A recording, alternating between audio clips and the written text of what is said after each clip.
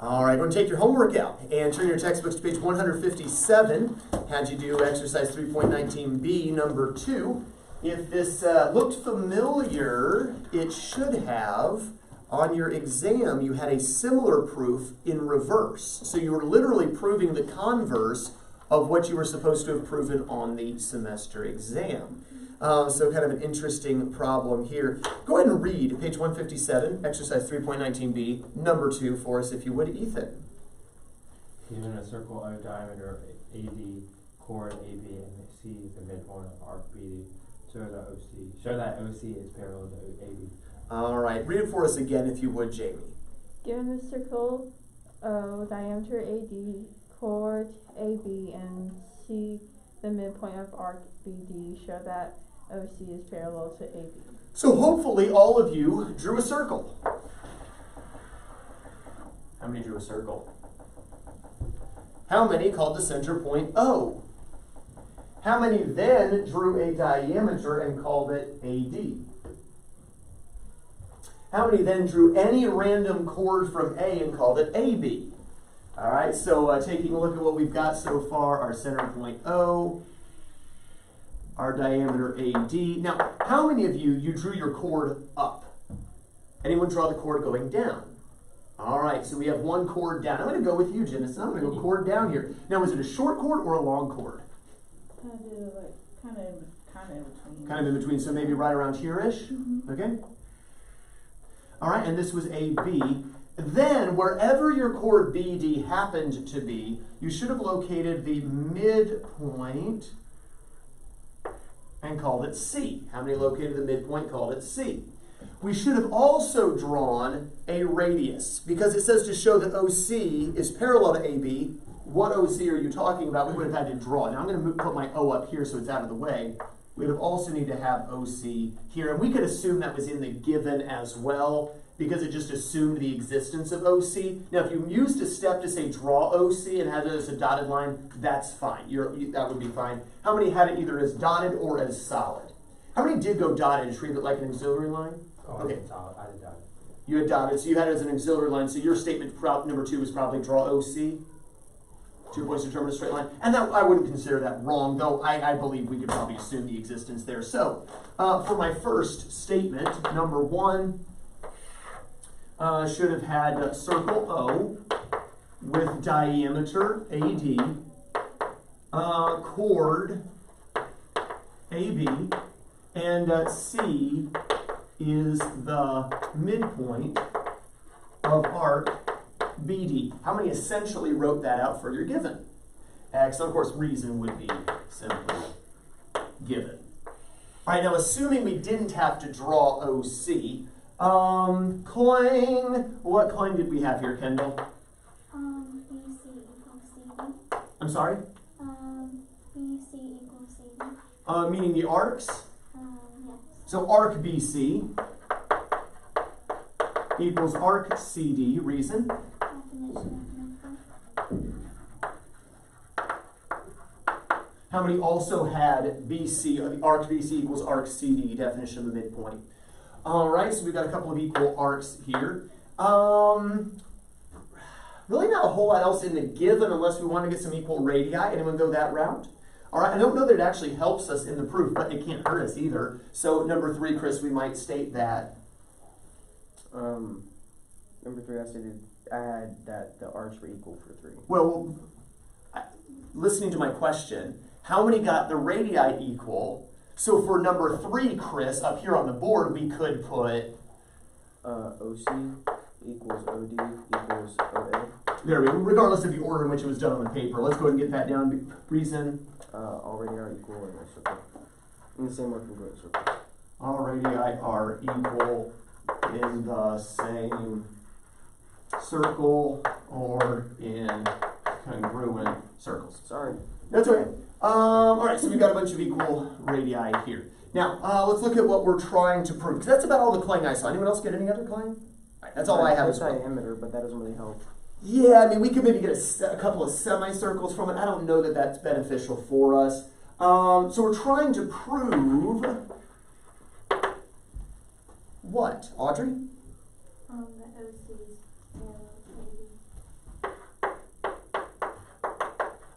So right now you should be thinking, as you're going over the homework, you get all the climb down, your thought should go, how do I prove two lines parallel? And if you draw a total blank, flip back to that page that you marked and look up, how do I prove lines parallel? Hopefully your mind wasn't blank. But if it was, what might we have found, Quentin, for ways to prove lines parallel?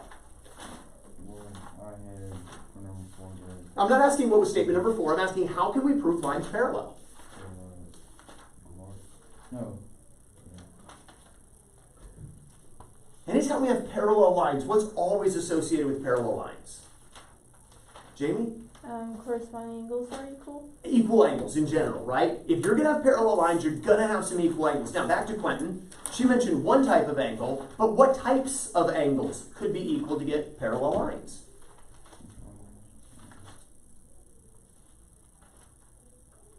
What sets of angles would be equal if lines were parallel? Ethan, help. Interior. I'm sorry? Interior. Alternate interior. Alternate interior. Alternate exterior. Alternate exterior. And corresponding. Corresponding, right? Now, for these two lines to be parallel, I need some equal angles. Is there already a transversal for these two lines, Jamie? No. Yes. Okay. Now, you could draw another one, but you see that this line intersects both of them. Now, it intersects at the end, but it still intersects both lines, doesn't it? So this is a transversal of these two lines. Are there any angles, whether alternate interior, alternate exterior, or corresponding that you see, Jamie, that we could maybe try to get equal? You could get angle A and angle COD equal. All right, so Jamie says if these two angles were equal, maybe then that could get lines parallel. Well, class, are these alternate interior, alternate exterior, or corresponding? Yes. Which one? Corresponding. These are corresponding angles. Does everyone see? This is the way you think through this. How do I get lines parallel? And if you don't know, you'll look it up. Once you've looked up ways to prove lines are parallel, there's 6 of them in your class notes, by the way. Once you've looked up how to prove lines parallel, you're like, well, hey, I do have some angles, and these are corresponding angles. So if I can get angle A equal to angle COD, then I'm going to have parallel lines. Do we all see that? So now your thought is, how do I get them equal, right? For instance, angle A. What kind of angle is it anyway, Genesis? It's an inscribed angle. What do we know about an inscribed angle, Genesis? All right, so this is my objective, get these two angles equal. So for now, let's just state, well, what do I know about these angles? Well, I know, number 4 maybe, that angle A is equal to half of BD. Half of arc BD, correct? Because An inscribed angle equals half its arc. shorthand abbreviating there. Okay, what do I know about angle COD? Quentin? It's equal to arc CD. Because it's a central angle. So angle COD equals arc CD because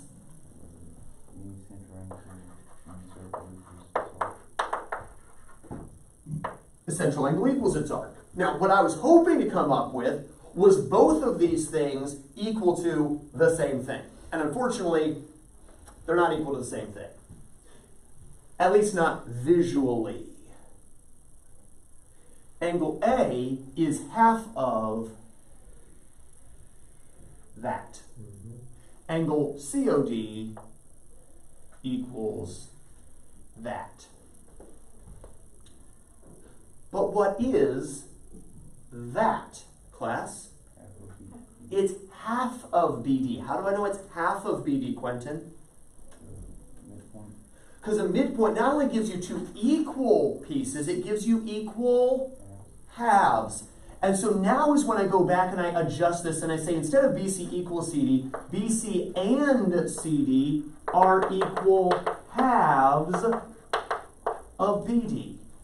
And see, now I've said that COD is equal to half of BD, and I've said that angle A is half of BD. And since A and COD are both equal to halves of BD, these are equal to equal quantities. By substitution class, they are equal to each other. So now we can get those two angles Jamie gave us. A and COD are in fact equal by substitution. And if those two angles are equal, class, then the lines are, because if corresponding angles are equal, lines are parallel. If corresponding angles are equal, then lines are parallel. And there we go, 7 steps, if you did it right. Did anyone have basically this for your proof? All right, a few of you did. Questions from those who didn't? Questions from those who didn't? The other option would have been to draw an additional radius and maybe get, of course, now all 4 radii equal and number a whole bunch of angles. You could say that 1 and 2 are equal because they are opposite equal sides in a triangle. You could say that angle DOB, being exterior, is equal to 1 plus 2.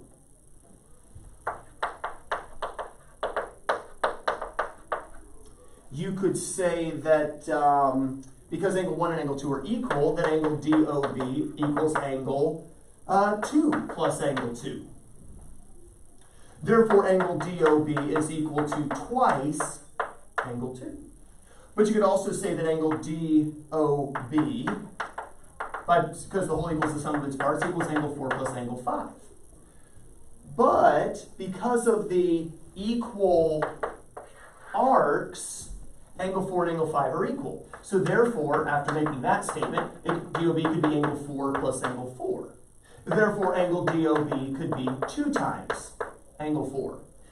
Therefore, 2 times angle 4 equals 2 times angle 2. And when you take halves of equals, it leaves you with angle 4 equal to angle 2, and therefore alternate interior angles are equal, and therefore lines are parallel. You can see that would take about a dozen or more statements. Really long way to do it, but it would work. It's the only other way I can think of, though. All right, yeah, glad you didn't do that. All right, use the corresponding angles for sure. I would do. Questions on this proof? Yes, sir. Instead of number 2 up there, instead of having BC equals CD, I had BC equals CD, and then I just had BD equals BC equals CD as an extra step. Okay, so you said you left them as equal instead of equal halves, and then you say that arc BD is equal to arc BC plus arc CD. Then you could have also said, and probably should have said if you're going to go that route, that arc BD is equal to arc CD plus arc CD by substitution. Since BC and CD are equal, plug a CD in for a BC. And therefore arc BD is equal to 2 times arc CD. And therefore arc CD is equal to half of arc BD. And therefore these angles are equal to half of BD each. And therefore they're equal to each other, and therefore the lines are parallel. I mean, you just added 4 more statements doing it that way, but it would work, right? All right, equal halves saves so much time. Did you pick up on that? Yeah, Let me say it again, equal halves, especially in circles, we're dealing with all kinds of halves over there, right? Equal halves can save so much time. Questions on this? All right. Look down at the very last proof on the page, number 2 in exercises 3.19c. And Brecken, I'm giving you way too long to study back there. Clear your desk. Totally forgot about you. Not the first time. Hey, we ought to get 100 on this history quiz, right? There you go, sir.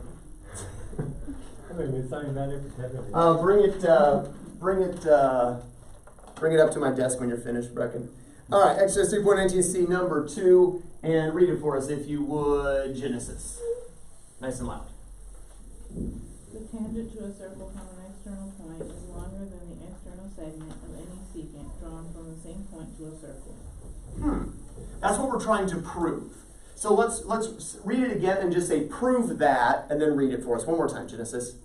The tangent... No, say prove that. Oh, prove that PB is greater than... So number 2, that blurb you just read is what we're trying to prove. So say prove that the tangent blah blah blah. Sorry. I'm not clear. Prove that the tangent to a circle from an external point is longer than the external segment of any secant drawn from the same point to the circle. Yes, and then they're kind of saying, okay, based on the picture, this is what we're trying to prove here. Does that make sense? So we're trying to prove that a tangent is bigger than an external segment of a secant. All right? So, at your seats, draw a circle on your paper.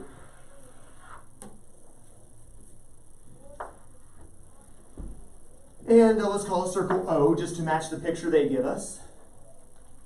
Pick a not-so-random point similar to theirs, call it P.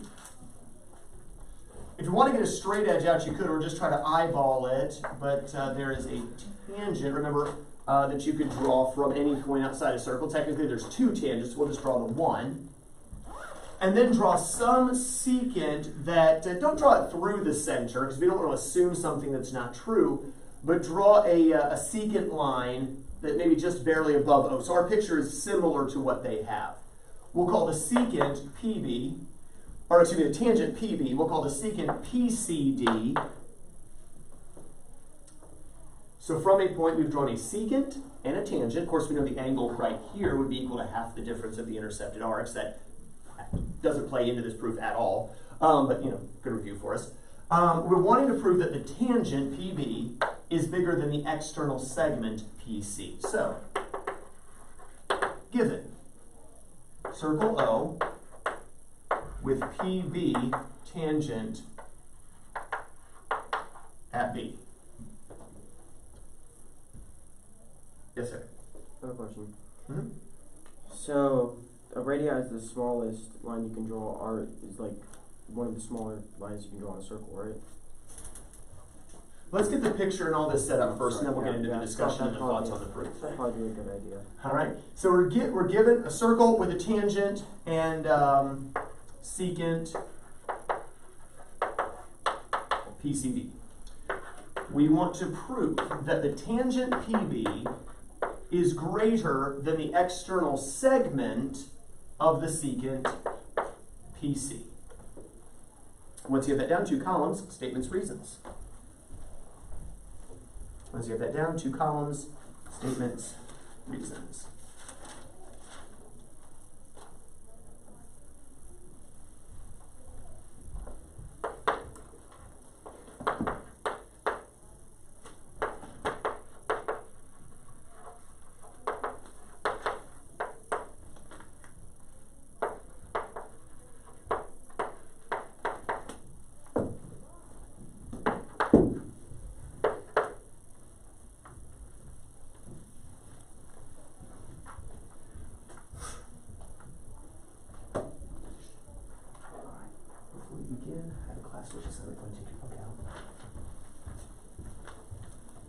The book gives us a suggestion without spelling it out in words. What is their suggestion, Chris? 3 and 14. No, well, I said there's a suggestion without spelling it out in words. There's a suggestion spelled out in words, but there's another suggestion. They didn't use words. Draw DB and DC. Yeah, let's go and put those auxiliary lines in that they recommend. Let's go and put in those auxiliary lines that are recommended to us. Did you do the homework from the lesson? All right. Why don't you go and work on that, page 32. Your homework was to do the identify and to do the terms. Let's, for sake of time, we won't do complete sentences. We're going to do terms and identify on paper.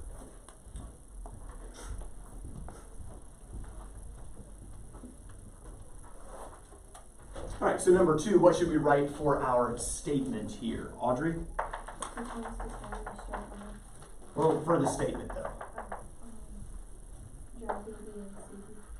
There we go, DB and CB. And you already said the reason, 2 points. Determine based on. Why do you think they had us draw these auxiliary lines? How, for instance, should we have known or perhaps thought to draw these lines even without their suggestion, Chris? Oh, without their suggestion of theorem? Even if they hadn't drawn these dotted lines, why should we have thought that maybe that would be a good idea to draw at least one or not, if not both of those? A triangle. Triangles, right? By drawing these auxiliary lines, we form some triangles. That's going to help us out here. At the very least, since the lines we are trying to prove something about are these two lines, PB and PC, we should at least have thought to draw this line. Make sense? Because that completes a little triangle. And anytime I want to prove two lines from the same triangle to be unequal to each other, I want unequal lines. Class, Clang, I need? Or unequal angles. I need unequal angles. All right, Quentin, for redemption, what angles in this picture need to be unequal for PB to be big and PC to be small? Angle C and angle B. And when you say angle C, you're talking about this angle PCB, correct? We need angle PCB to be big, and we need angle CBP to be small. CBP. Does everyone understand that? That's how we're going to get two unequal lines, is get two unequal angles. Big angle here, little angle there, and we'll be good. How to get unequal angles? I have a feeling we're going to use angle by secant and tangent equals half the difference of its arcs. Well, actually, I already referenced that earlier when we drew the secant and tangent. Said, by the way, this angle here is equal to half the difference of the arcs. That happens to not come up at all in our proof, but it was worth repeating. That's actually, like, you can go back and watch the video. All right. But yeah, I did mention that already. We actually don't need that there. Let's look at what we do have, though. This angle, for instance, is an angle formed, Kendall, by a Tangent and secant. No. there's a tangent, and this right here is a endpoints on the circle. Any line having its endpoints on a circle is called a class chord. It's an angle formed by a tangent and a chord. Back to Kendall for redemption. An angle formed by a tangent and a chord. Equals Half its arc. So we know that PCB has to equal what, Kendall? Or CBP, excuse me. CBP has to equal what? half of arc BC. Half of arc BC. Let's go ahead and put this down. Number 3, that angle CBP is equal to half of arc BC. Because, Kendall, it's not really short and sweet and to the point, it's kind of long and drawn out, but here we go. An angle formed by tangent and a chord equals half its arc. There we go. An angle formed by a tangent and chord equals half its arc. All right, now let's look at the other one. PCB, the one we want to be big. Okay, so we want this one, big angle, okay? What kind of angle is PCB, Jamie? It's an angle formed by a secant and a tangent. Is it? Oh, wait. PCB, this one right here. This is a secant, but this is a Chord. chord. Oh, we don't know anything about an angle formed by a secant and a chord.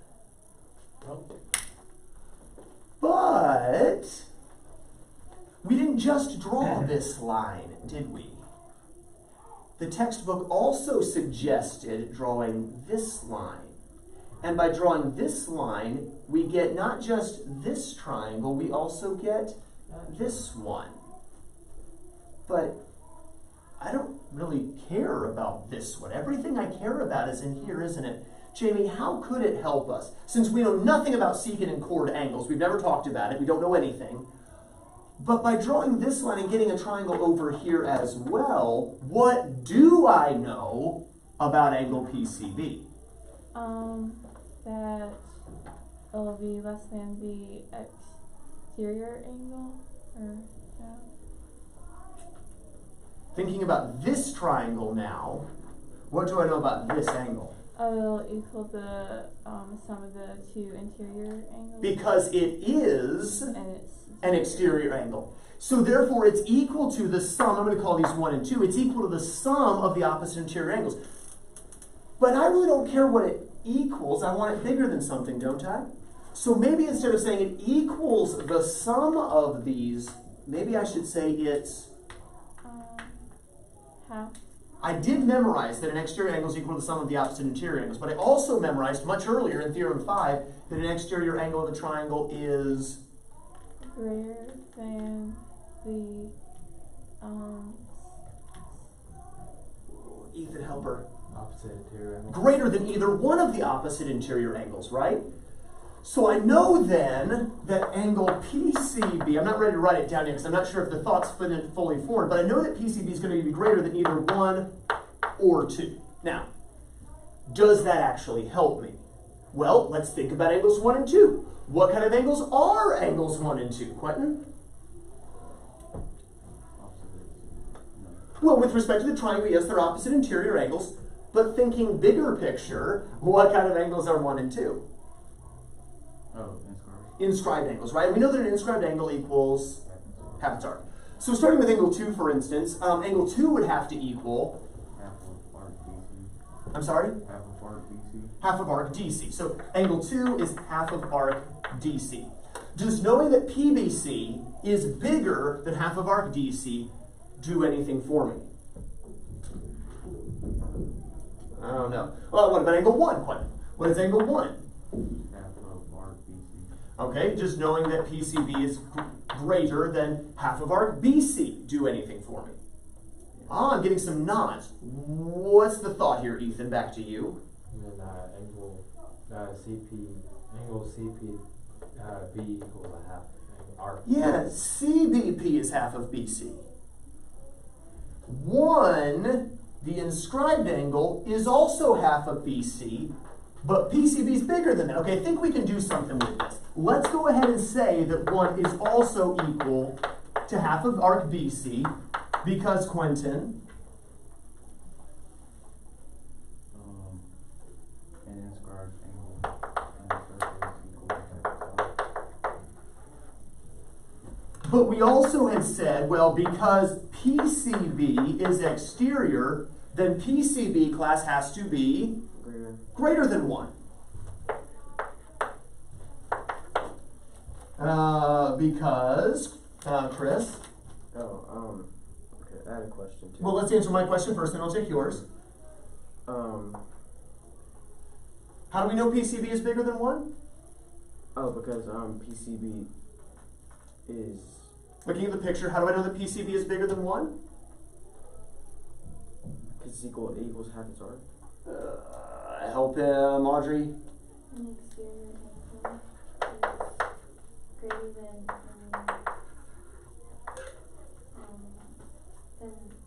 either opposite. There we go. An exterior angle is greater, of a triangle, I should say. Exterior angle of a triangle is greater than either opposite interior angle. That does kind of matter. Exterior angle of a triangle is greater than either opposite interior angle. Chris, your question real quick. Yeah. So we already should know that 2 is bigger than 1 off the bat because 2 is an angle opposite a semicircle, which means it's a right angle. Oh, is it opposite a semicircle? Yeah. Here's O right here. Is it not opposite a semicircle? If P had gone through O, then we'd have a diameter, and there we would have a semicircle, so then 2 would be inscribed in a semicircle, which would make it a right angle. 2 is not a right angle. 2's in a minor. 2 is... Oh, it's not a diameter. Okay. This is not a diameter. Yeah, I just realized. Okay. And it said something about Theorem 14. Are we not going to use that?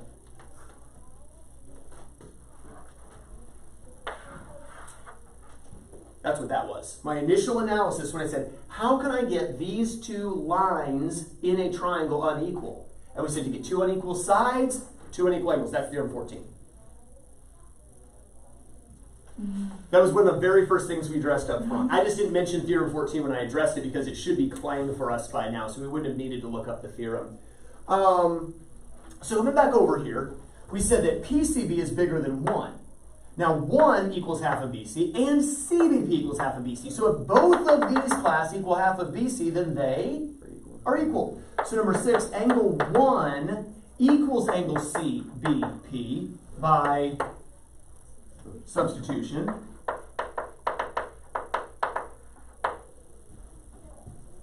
Reckon when you finish that assignment, raise your hand. I'll leave it up till I see it. Unless it takes 5 minutes or more to see it. It won't take that long. And so, time statement 5 and statement 6 together now, Genesis.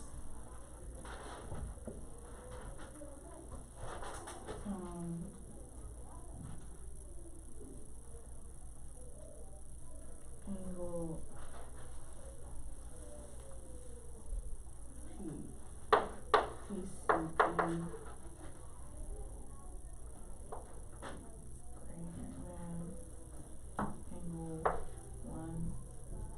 Well, we already said it's greater than 1, and then we turn around and say, well, 1 is equal to CBP, so therefore, substitute it in. PCB's got to be bigger than CBP, right? Just plug it in. PCB is bigger than 1, 1 and CBP are equal, so obviously PCB is also then bigger than CBP by another successive substitution. Now again, the question is asked, well, couldn't I put them in the same step since they're both substitution? Finished, Brendan? All right. Go ahead and roll. You get about 16 minutes or so into lesson 10. Lesson 10. If you'll need to power up the DVD player. All right, and that's what we wanted, right? We wanted to say that this angle is bigger than this angle. That's what we wanted. So now, class, in a triangle, we have two unequal angles. Clang. Unequal sides. So opposite the big angle, we have PB, and opposite the little angle, we have PC. So therefore, PB is bigger than PC because if in a triangle, two angles are unequal, finish the thought. Audrey?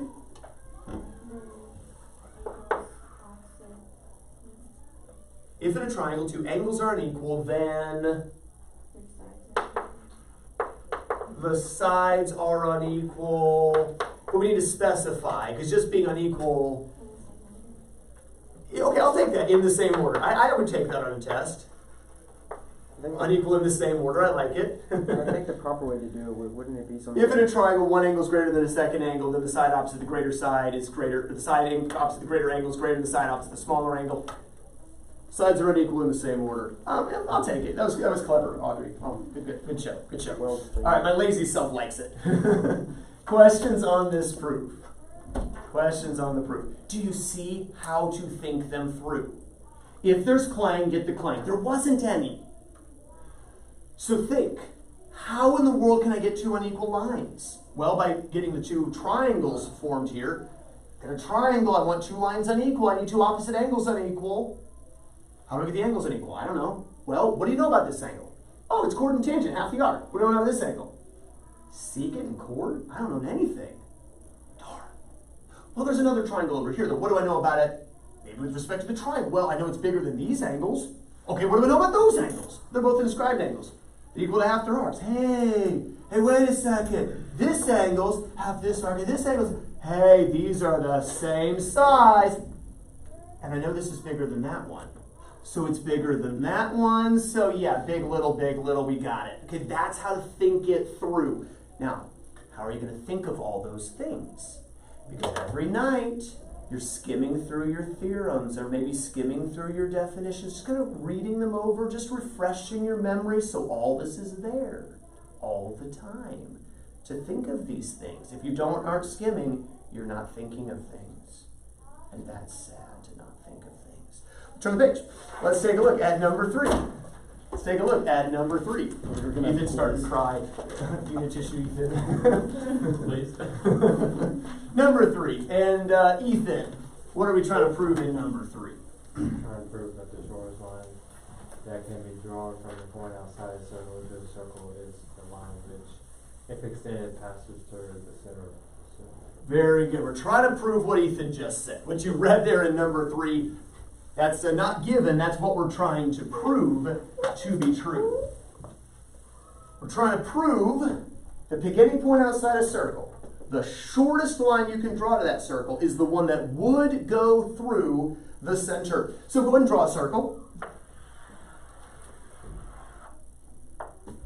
Let's call it a circle O just to match them. And they picked a point outside the circle that they called C. Now from C, there are an infinite number of lines you could draw to the circle. But the one that, if you took your straight edge and lined it up with O, this one, that if I just kept going would have hit O, we want to prove that that's shorter than any other line I could draw. For instance, that's another line. It's not even a tangent, right? It's just another random line that would have been a secant if extended, right? We want to prove that this one is smaller than this one. Small, big. Kind of looks like how we started off the last proof, doesn't it? Kind of. All right, so we want to prove small, big. So we've got CB is the line that, if extended, would go through the center. And then they called this CD here. We are given circle O. And you know what, it would make our life a little easier if we just went ahead and extended this line all the way through. So I'm not even going to draw it dotted. Let's just take it all the way through O to the other side and maybe call this point over here A. I know they didn't name it. But let's just take it all the way through. Given circle O with secant CBA, D is any point on circle O. D is any point on circle O. Now, obviously, if it had been over here, we would have had to pick a point over there, but it's just any random point, picked at random. All right, we want to prove that since CBA is going through the center of the circle, that CB is the shorter segment compared to CD. I want to prove that CB is less than CD. Once you have this down, 2 columns, statements, reasons.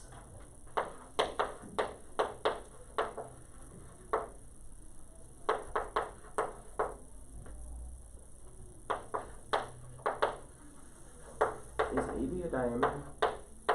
I'm sorry? Is AB a diameter? Yes, yeah, because the whole premise was that this segment that would go through the center, so therefore we just went and drew it all the way through the center. Yes, AB is a diameter. Shouldn't we put that in the given though? It doesn't need to be because it clearly goes through O. Mm-hmm. This is AB is the diameter, CB is the secant that happens to pass through O. I don't know that it's important. I like smaller givens because it's less to write and I'm lazy. There is still one line, though, that they suggest for us that we ain't drawn yet. OD. All right, let's go ahead and put that in statement 2. Draw OD. Not referring to the oft-abused dog in the Garfield comic strip. 2 points. Determine a straight line. No one liked him. I knew that. Poor OD, always getting kicked around. By a cat. By a cat. That's the worst humiliation. Dogs are scared of cats, man. Cats are scary. They can be frightening creatures. I hate them. Anyway, how many Garfield readers, Garfield fans out there? How many have no clue what I'm even talking about? You've never heard of Garfield? I know Garfield is, but I don't know what dog you're talking about. Oh, yeah, rude. Okay, Anyway. check out Garfield sometime. All right, it's not the most educational comic strip. I'll say that much. I'm But, not 150 years old. I'm sorry. I watched it on TV. it's okay. All right. So, trying to prove big, little, right? They give us a suggestion. The suggestion is, they say, show that OC is less than OD and CD put together. Is that true? That OC is less than these two, OD and CD, added together? Quentin? Yes. Why? In a triangle, 2 sides are greater than the third side. Good. In any triangle, the sum of 2 sides is always greater than the third side. So we can state that immediately. There's nothing else needed to work our way to that point. We can immediately say that OD and CD added together have to be greater than OC because the sum of 2 sides of a triangle is always that's a greater than the third side.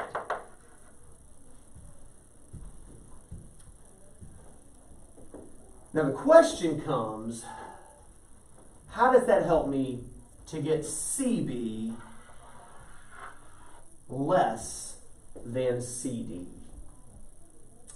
Well, let me stay some equal rate. Why not? Let's do it. All right, number 4. Chris? OD equals OB OD equals OB equals AO. equals I don't know if AO. we're going to use that, but All right, so you're pretty confident we need this. I'm You're like, I 100%. don't think we need that. yeah, I'm 100%. All right. So number 4 reason. Already in the same or congruent circles are equal.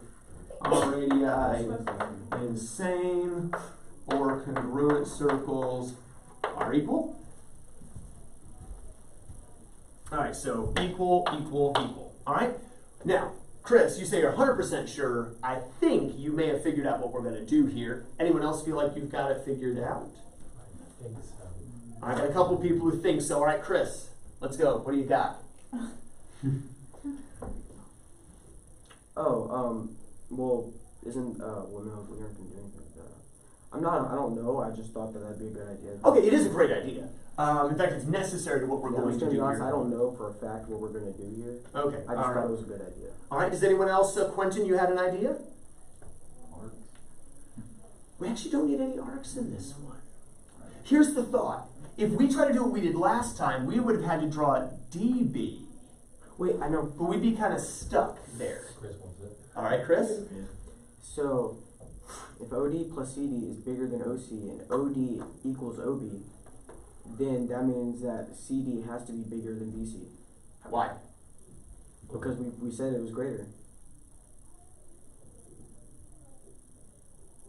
There's a key thing that I think you're thinking the right thing, but there's a key statement we need to include here. Anyone help him? Anyone reading the mind of Chris? Nope. So why don't we...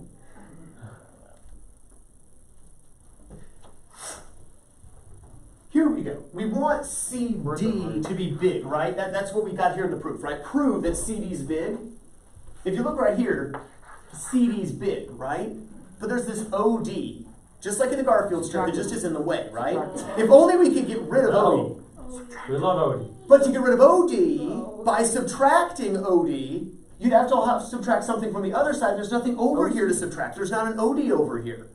Let's put something over here by rewriting and specifying, well, what is OC, Chris? OC literally is OB plus CB. OB plus CB reason. Whole equals sum of its parts. And so then, Chris, we can flesh out statement 3 a little bit more. Let's expand it to say, now that we know what OC is, we could say, OC equals... well, we already know that. So OD plus CD is greater than OB plus CB. OB plus CB. That's just Yeah, that's substitution. Now, since OD and OB are equal, we can just subtract them out. There we go. Since OD and OB are equal, they can be subtracted away, and that would leave us with the proof is done. CD greater than CB. Now, here's where we got to be careful. Flip it. Well, it's actually fine. This reverse, it's just mirror images. We can't say subtraction, because what does the subtraction axiom state? If equals are subtracted from equals, the results are equal. We're not subtracting equals from equals. So, Jamie, we actually have to write out what?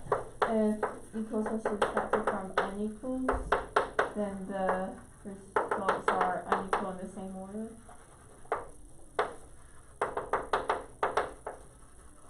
That's the exact way the book says. If equals are subtracted from unequals, the results are unequal in the same order. And there we go. 7 steps. Questions on this?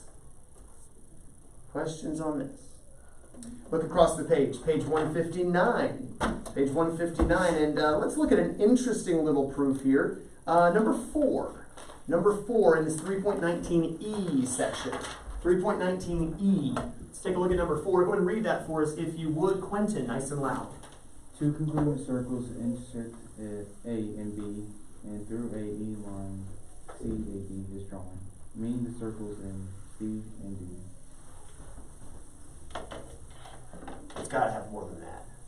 Is there something we're trying to prove? Prove BC equals BD. All right. So, okay, so two congruent circles. Now, get your compasses out if you have them, because that's going to really help in completing this proof. Normally, we freehand stuff, but one circle is hard. Two circles is harder, and two congruent circles is nearly impossible. So take your compass out, make yourself a circle, and then make another circle that intersects. That didn't work out so great. Okay, so make two congruent circles. And they, let's call one O, and let's call the other Q. The points of intersection are A and B.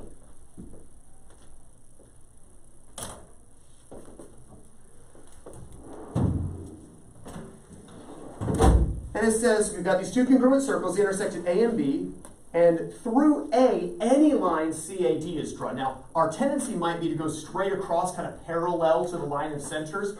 Go down a little bit. So something like that. And let's call this CAD.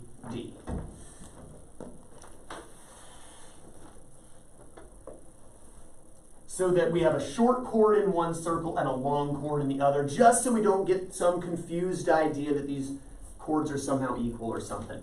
So we're given circle O and circle Q intersect at A and B. CAD is any line through A.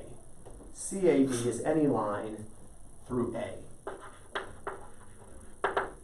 We want to prove, Quentin said, that BC and CD are equal. So clearly we're going to have to draw a line BC and a line BD. And we want to prove that BC equals BD. Once you have that down, two columns, statements, reasons.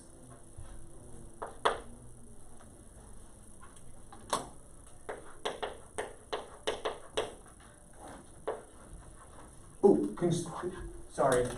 We also should specify circle O is congruent to circle Q. That's kind of important, right? We've never even looked at a congruent circle proof yet.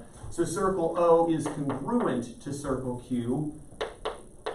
Circle O and circle Q intersect at A and B. CAD is any line through A.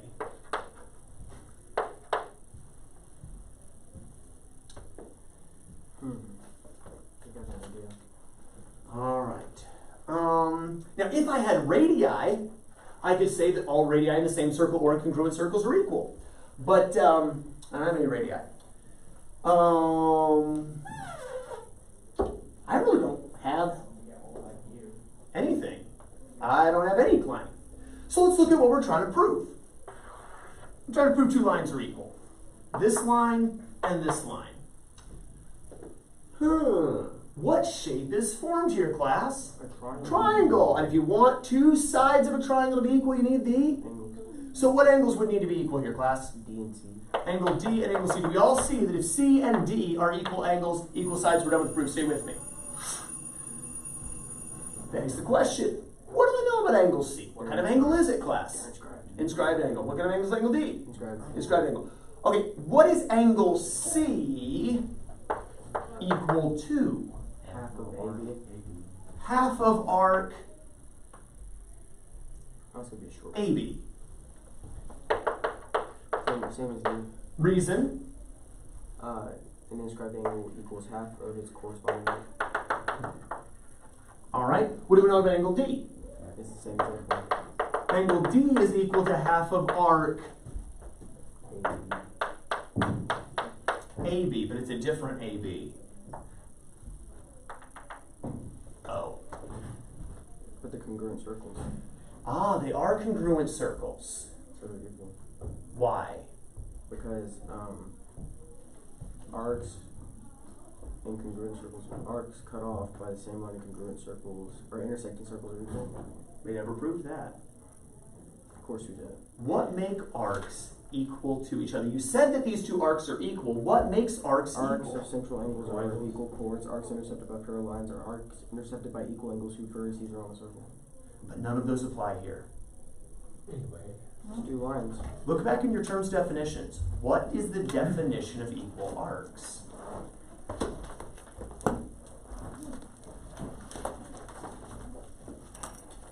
Should be one of your most recent. Arcs which is the same are congruent. Arcs which in the same or congruent circles can be made to coincide throughout. And therefore, I think you have a subnote on there, have endpoints which can be made to coincide, correct? What's true about these arcs endpoints, class? They can be made to coincide. They do, in fact, coincide, don't they? So therefore, number 3, we need to specify that arc AB in circle O is equal to arc AB in circle Q. We've never had to state this before because we've always dealt with one circle. Now we're dealing with congruent circles. We know the arcs are equal because arcs in congruent circles whose endpoints can be made to coincide are equal. Arcs in congruent circles whose endpoints can be made to coincide are equal. And therefore, because angle C and angle D are equal to halves of equal arcs, number 4, They're equal. angle C equals angle D, but not by substitution because these are not the exact same half of arc AB, but because they are halves of equals. So we would say that halves of equals are equal. And therefore, if we have equal angles, BC equals BD. BC equals BD because Sides opposite equal angles in a circle are in a triangle are equal. sides opposite equal angles in a triangle are equal. And just 5 steps we've got. I wanted to look at this with you though as we wrap up this section on circles to make sure you had a chance to see a congruent circle proof. Your homework for this evening though is back to just a single circle. It is page 160, number 17. Page 160, number 17. We also have a test coming up Wednesday. Covers sections 3.5 to 3.19. So tomorrow we'll be reviewing. Goes all the way back to 3.5. Let me point that out again. Okay, all the way back to 3.5. We started the semester at 3.9. But the test covers 3.5, 6, 7, and 8 from last semester as well, because we've been using much of that material as we've gone. So test 3.5 to 3.19. You will actually use a 3.5 concept in tonight's proof if you want to jot yourself that little hint. You'll need something from 3.5 in tonight's proof. Page 160, number 17. Have a wonderful rest of your day.